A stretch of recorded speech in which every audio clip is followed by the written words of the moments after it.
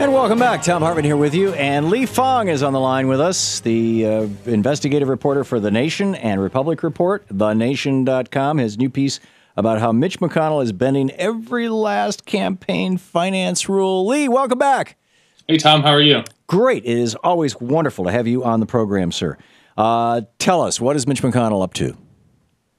Well, Mitch McConnell is in the election of his lifetime. This is really a career-defining election because he's facing a very disciplined Democrat. It's a competitive race. And if he wins, and if the polls are correct, and Republicans take the Senate, he will be the majority leader of the Senate for the first time in his life. So it's a big election. But in order to win this election, Senator McConnell is bringing in all types of outside groups. These are 501c4 dark money groups, trade associations, super PACs, and they're all part of a constellation of get out the vote and electioneering efforts. Election law prohibits coordination between a candidate and outside groups like super PACs or dark money groups. However, it's clear that McConnell is coordinating on some level with these organizations. He's met with them. His staff members are married to leaders of these super PACs and dark money groups. There's a lot of evidence that there's coordination. However, the law that prohibits candidates from coordinating with outside groups has never really been enforced because of a deadlocked Federal Elections Commission. There's a 3-3. There's 3 Republicans and 3 Democrats on the Federal Election Commission. All 3 Republicans since 2010 have voted in lockstep to block any investigation of a potential violation. Right, and it takes 4 votes to go forward with an investigation. Didn't it used to be that the FEC was 3 members of each party and then 1 member from the party of the president in office? I don't believe that was the case in any recent time. In any case, the Department of Justice also has jurisdiction in this area, but they've never historically enforced election law. I think after this election, with a great deal of evidence that this type of law is being broken on both sides, particularly Republicans, but I believe both parties are doing it, there's going to be greater political pressure for the DOJ to step in where the FEC has completely dropped the ball. Right. And, very interesting. So where... is Mitch McConnell and his campaign, are they breaking election laws that are like technical and nuanced, or are they just actually committing crimes for which people can go to jail? Well, it's probably there's civil penalties for most of these election violations, but since 2010 with the Citizens United decision, campaigns have been kind of creative. They've been toying with the different possibilities of this new Wild West of campaign finance.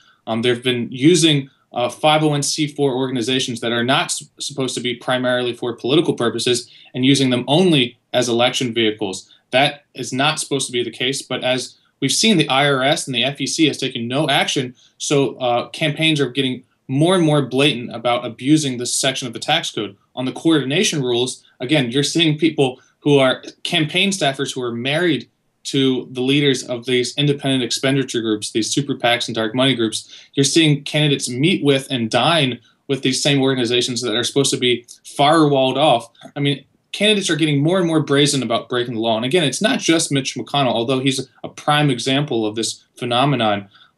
Overall, everyone's starting to realize that there's no cop on the beat, and if without any enforcement, there's no penalty for breaking the law.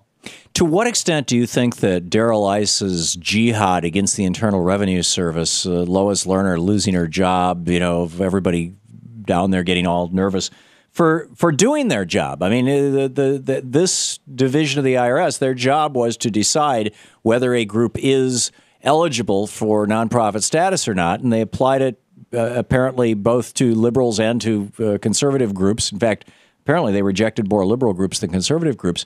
But Darrell Issa has and Fox News have turned this into such a huge issue, at least on the Republican Reich, that my guess is that the IRS is afraid to touch anything because nobody down there wants to get dragged in front of Darrell Issa's committee and bullied. Do you think that there's something to that, or am I just, is this feverish paranoia here? I don't think you're paranoid, Tom. This strategy that the Republicans have pursued on Capitol Hill over the last 2 years is kind of a stroke of political genius, because the Republican base does not like the IRS, so any investigation of the IRS gins up support within Republican activists. And there's the dual advantage that placing political pressure on the IRS, particularly their tax-exempt division that oversees these dark money groups, advantages of Republicans who have used dark money. I believe the Sunlight Foundation had a stat earlier in October showing that Republicans use dark money groups about 3 times as much as Democrats. So by pressuring the IRS from pushing them into a corner, it makes it harder for the IRS to enforce the rules. Really, the IRS has set out and said you can't have one of these dark money groups, these 501c4s, with a primary purpose of influencing politics.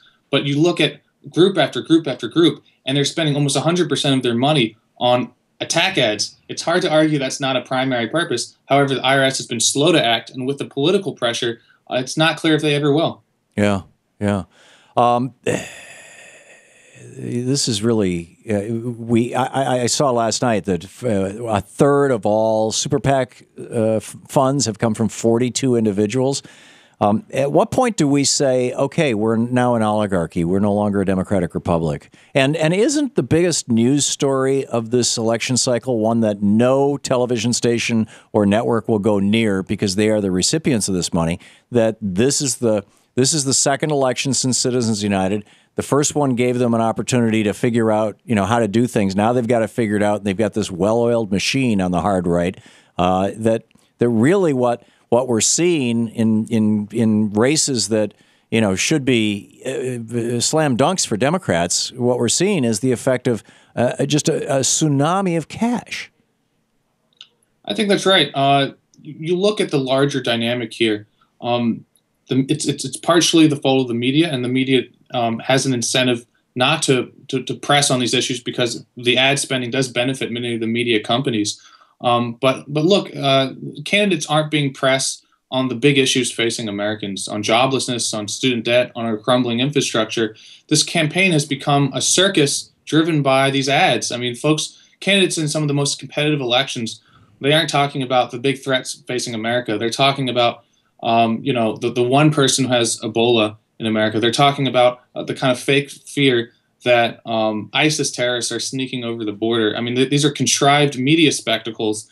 They don't really match up to what people are facing in their daily lives. And so we're seeing a political system that doesn't mirror what people are going through. And we'll see this dynamic play out next year if Republicans do take the Senate. They won't tackle any big legislative goals. They won't talk about any of these joblessness or student debt issues or any of these issues that many people, if you ask them what issues matter most to them, they won't be tackling this. They'll be attacking the EPA. They'll be trying to figure out ways to weaken financial regulations. There's going to be a big push to continue to weaken the estate tax. Those are the policies that the big donors want, and those are the policies we'll likely to see pushed by Republicans in Congress. And the Koch brothers, being major owners of tar sands up in Canada, really want Keystone XL to be built so that they can get their oil to their own refineries down in Texas. And I'm betting that if the Republicans take the Senate, the first thing they're going to do is a big wet kiss on the mouth to the Koch brothers of presenting the Keystone XL legislation, and it's going to be tough for Obama to turn that down, I suspect. I think that's right. The biggest, I think, policy change we'll actually see in the next 2 years is one, some type of action on Keystone XL, and two, more pressure to increase natural gas, whether that's exporting liquefied natural gas or more fracking. That's where we see the president move, because that's where Republicans are going to be pressing. Right, and then the final thing is going to be the Southern Hemisphere Asian Free Trade Agreement, sometimes known as the TPP. I prefer that acronym. It's SHAFTA, and we're going to see that, I suspect.